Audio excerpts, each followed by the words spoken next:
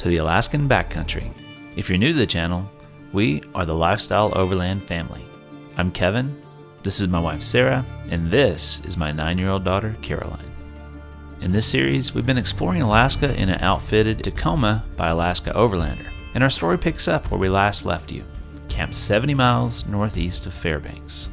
After a chilly and rainy night, we awoke to a brief glimpse of the sun through the heavy clouds before it was swallowed up yet again as the fog and mist returned.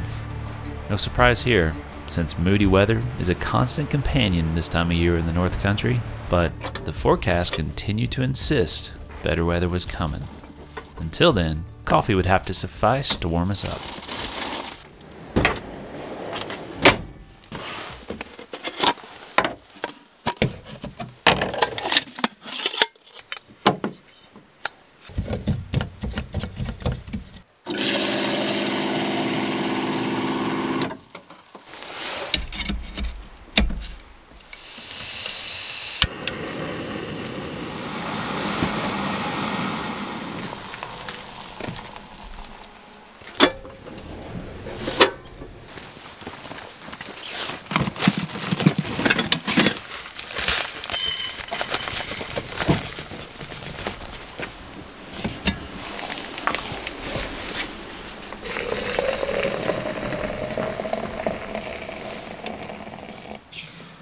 Well, good morning. The forecast called for sunshiny days, 60s and 70s, but this is what we woke up to, and it rained mostly all night long, which is okay. I love the sound of rain on the tent, but this is definitely not what we ordered last night. So lots of coffee, and then let's move a little bit. let's head for sunnier areas.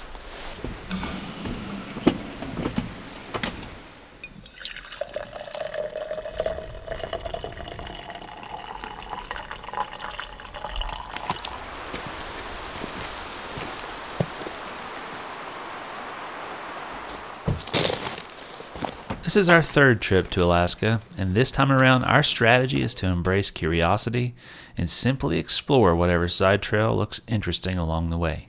We've already visited some of the more popular touristy attractions on previous trips, so this time the goal was to travel light, eat simple, and put in as many miles as possible before returning to the lower 48. As you regular viewers know, Sarah is a phenomenal cook and has been known to whip up mind-blowing meals alongside some of the most epic spots across the country. But in the interest of travel, we resorted to pre-cooked or freeze-dried food to make the meal process fast and easy.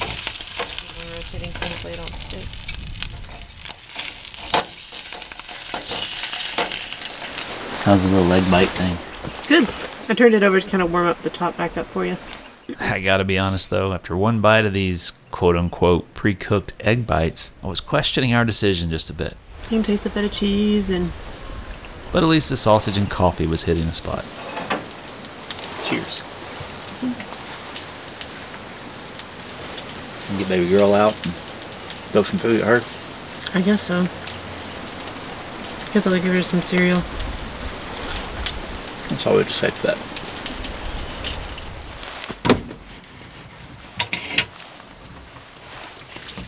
Incessant rain and stubborn clouds meant we were packing down wet today. And we're often asked, is it okay to pack down things wet so often? And the answer is yes, so long as you reopen it that evening to prevent mold. On our first trip to Alaska in 2018, we saw 3 weeks straight of rain while living out of our turtleback trailer. But since our 23-0 tent was getting reopened every day, it never grew any mold. The key is to keep them well treated with a waterproof spray, so most of it beads up and rolls off. Speaking of tents, it was last year's Alaska Overlander rental that sparked our interest in the iKamper models. We've been running an iKamper 2.0 since then, and have really enjoyed the footprint, ease of pack down, and setup. On this trip, we got to try the new 3.0 with a few improvements like dual pane windows, spring rod storage bag, relocated rod holders, removable ladder, increased shell storage space, and a few other tweaks that really helped dial it in. Our only complaint is that the mattress feels like a step backwards after several nights of using it, and this might be why they offer an inflatable option. Thankfully, we thought ahead and brought our backup air mattresses to supplement the padding for this trip. Now's a good time to subscribe and hit that notification bell if you haven't already to be notified of an upcoming in-depth review on the different types of rooftop tents we've been using since 2016. We'll also cover the pros and cons of each style, which might just help you decide based on your own needs and preferences. All right. Well, we're all packed down. We're really hoping for some sunshine. He's been teasing us a little at a time. I guess we're just going to hit the trail for a bit and see if the weather improves. I need to pan for my nugget. I need to find my organic Alaskan nugget, hand-picked from the stream. Lifelong dream right there. All right, let's go see what we can get into. And maybe Mr. Sunshine will rear his beautiful head here in a bit, and we'll have a nice finish to this day. Alaska is known for a very famous pipeline, one which we'll probably be driving alongside shortly, but it's filled with other feats of engineering that just blow my mind. Long before the Alaska pipeline was built alongside the Dalton, engineers were putting together stuff like this, pumping over, I forget, millions of gallons of water every single day to the mining operations. It's just wild. It's just wild. And I know there's lots of talk about a pipeline from the Mississippi to the West Coast to try and help with the drought issues. We need some of those guys and that ingenuity on the team. Unfortunately, I think their time has passed, but it's just crazy. It's so crazy. Now I know to most of you, this rusty pipe in the middle of the wilderness may seem insignificant, but the ingenious engineering involved to move hundreds of thousands of gallons of water a day across 90 miles using sections of open ditches and pipes really becomes astounding when you realize they did this in the 1920s using only gravity and the siphoning action of the pipe sections. There were no electric or gas-powered pumps involved. Think about that the next time you have to siphon fuel or water a couple feet. And just maybe, this technique could help with the engineering obstacles standing in the way of an interconnecting water pipeline for the drought-stricken West. Before we hit the road again, I glanced around and found that we were standing in a patch of ripe blueberries. Another one of our favorite parts about Alaska. And so, we had to spend a few minutes getting fresh handfuls of our favorite roadside Alaskan treat. Just enough tart, too. Caroline looked at that.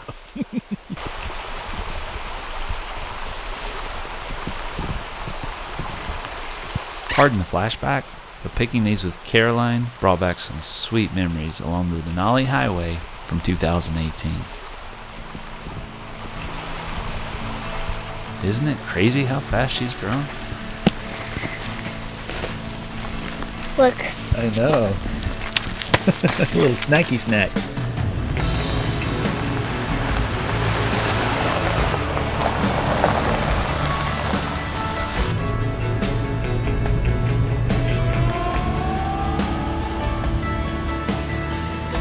Some people talk to angels. Some people talk to themselves. Well, I don't know who you're talking to, but everything you say makes me want you. Some people run in circles. Some people run forever. That's sticking in my mouth. Yeah, I want you to really just keep your head in for now. Because if a dead limb decides to chase in on you, it could poke you hard. As we made our way along the Steese Highway en route to Circle, we again let curiosity get the better of us and peeled off into the bush to follow a trail that looked enticing.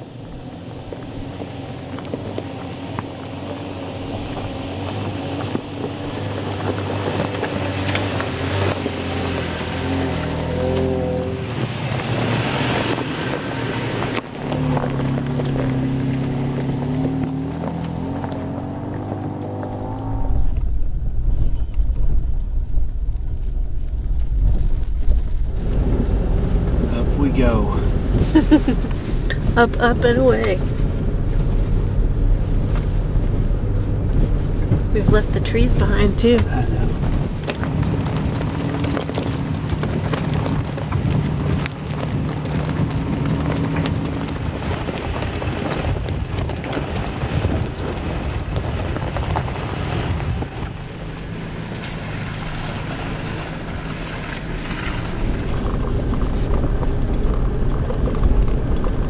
These are the kind of surprises we like. Stumbled on this trail, never ever heard of it, and it just keeps going. Come to find out, this is the historical route from Circle to Fairbanks. So we are literally traveling on a road that wagons and dog sleds and miners and all that kind of stuff used to move from the Yukon River at Circle down to Fairbanks. This is crazy. And looking at the map, it goes on and on and on. The historical part. The actual passable part, I don't know. We're gonna go over here to this next little rise, scout it as best as we can, and then head to Circle, top off fuel, get some signal, see what we can find out, and maybe return to see how far we can go on it. This is cool. Yeah. You don't find stuff like this in Alaska very often. At least we don't. This is so crazy.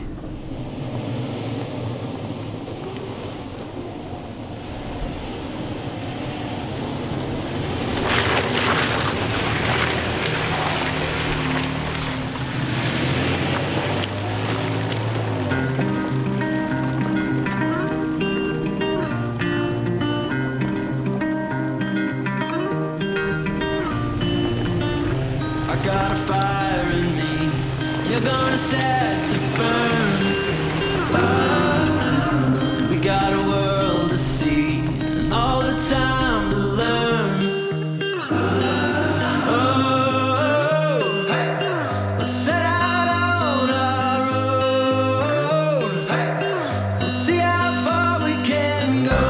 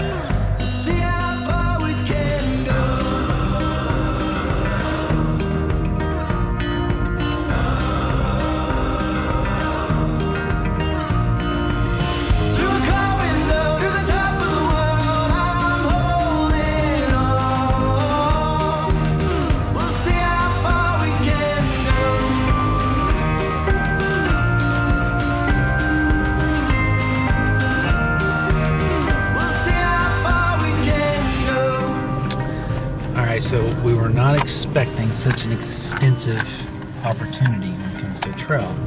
We don't know much about this trail. We don't know anything about this trail other than the fact that we've gone about 3 miles on it. So we're at exactly half a tank right now. So we're gonna bounce into Central, try to get a little bit of signal.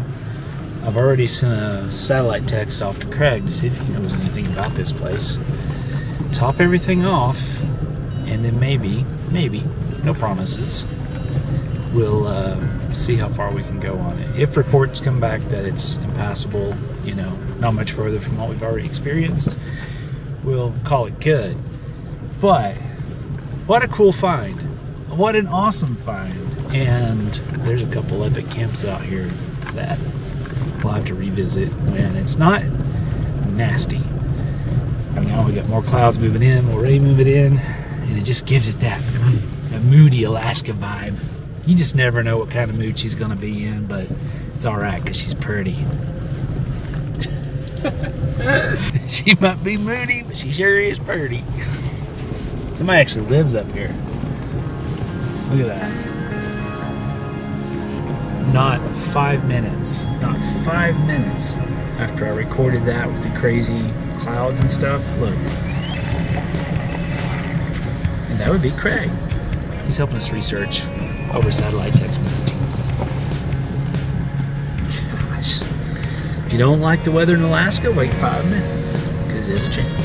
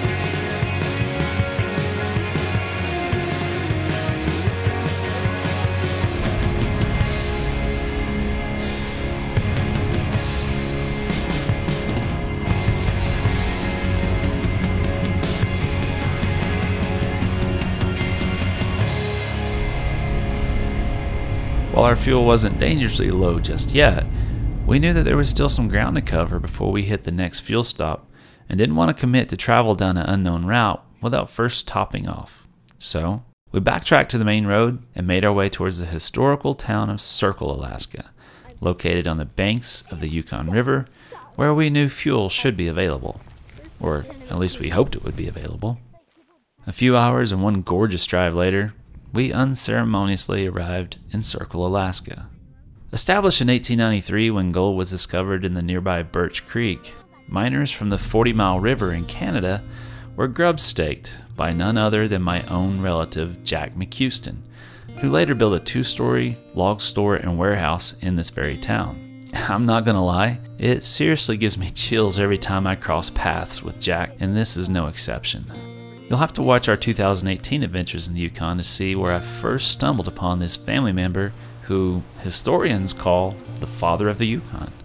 It's already cool enough to chase gold history, but to know McHouston played a huge role in its success, it's just simply incredible. Circle also served as an important supply point for riverboats making their way to other gold towns along the mighty Yukon, and at one point had a bustling population of 1,200 people before the strikes in the Klondike and Nome cleared out most of the inhabitants as they headed off for fresh opportunities. Today, only about 60 people live in this remote town, and it has to be expected for such a small community. The hours for the fuel station and general store are somewhat sparse, even though the proprietors live upstairs. As we pulled in to top off, we found that our next window of service wasn't until 10 a.m. the next morning. And so, after some careful calculations, we estimated that if we drove conservatively, we could make our way back to central Alaska, where, rumors had it, there was at least one last chance at a fuel pump. Pick it up. There we go. How did I carry this when I was younger? Just make sure not Bring it on over.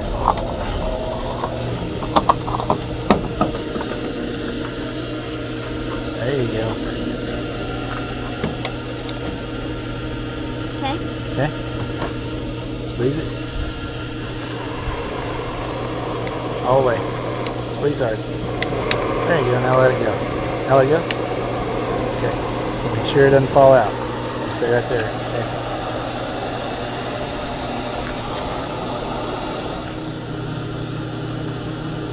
Okay.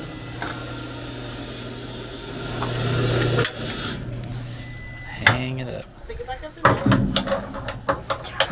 There you go. Good job. I almost tripped over that. All right.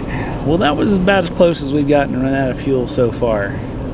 Unfortunately, the little fuel station up there in Circle was closed. But these guys here, So they were going to be around for a while. The grocery store slash bar slash laundromat slash fuel station, that was a place to hang out apparently. There was 20 or 30 folks in there. Very Alaska experience. I'd love to have just sat down and listen to the stories that were being told there. But we're gonna go find camp now. A long day. I didn't intend it to be a long day, but as per usual, that's what happened. Thankfully, in Alaska, we got all kinds of daylight. Especially now the sun's kind of coming out. Yeah, so, alright, we're gonna go take a swing at this little idea that we got and see what happens. Since our travels had yet again run a bit long, we opted to hit what I hoped to be an alternate route along this section of the Steese Highway. The map was pretty clear that this was a legal, open route, so we hoped to make short work of it and camp at the other end where we could skip on over to the trail we bailed on earlier in the day. So we've taken this little back road just trying to find camp, and there's a lot of mining activity out here. So many mining claims.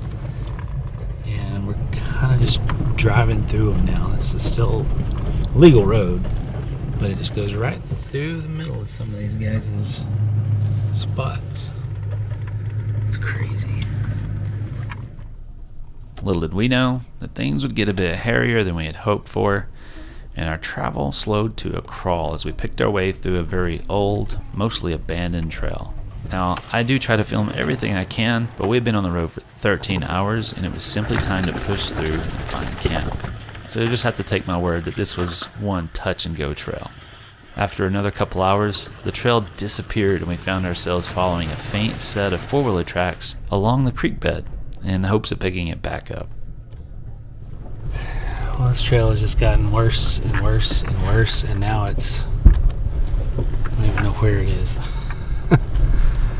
I'm thinking we're probably going to pull the plug on this one. Just gently working our way down this creek bed, because that's where the road is. Being real gentle on everything.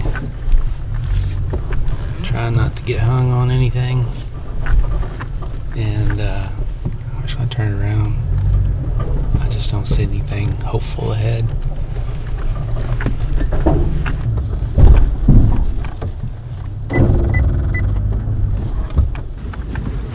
Alright, well, we found the invisible trail. All thanks to our handy dandy drone. You would think that it's just a tool for getting epic scenery, and in fact it's actually an impeccable scouting tool. And I'm just scanning ahead like, does this trail get any better? Does it get any better? And I zoom out, and I'm like, wait a minute. There's a trail about 50 yards over there. Again, the ATV tracks were just misleading. So now we're above the creek and working our way down something that is definitely much more substantial. Fingers crossed this loop continues. It doesn't turn into a long 10 p.m. out and back.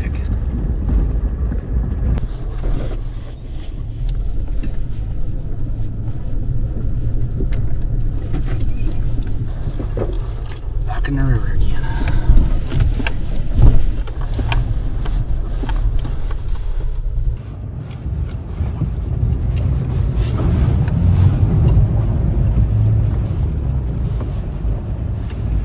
Not as deep as we thought. No, not bad. Just for all right, well, we found camp. This is At 10, we should add. at 11. 11. This is a classic example of what I don't like to do. It's one of those trails that you think just a little bit further around the bend. It's getting a little, nope, it's getting worse. It's getting worse, getting tighter. So we finally found this nice high spot along the river here, and it's getting dark enough that I don't want to make a stupid mistake. I don't want to high center us in one of these river crossings. So just going to play it safe, get some sleep,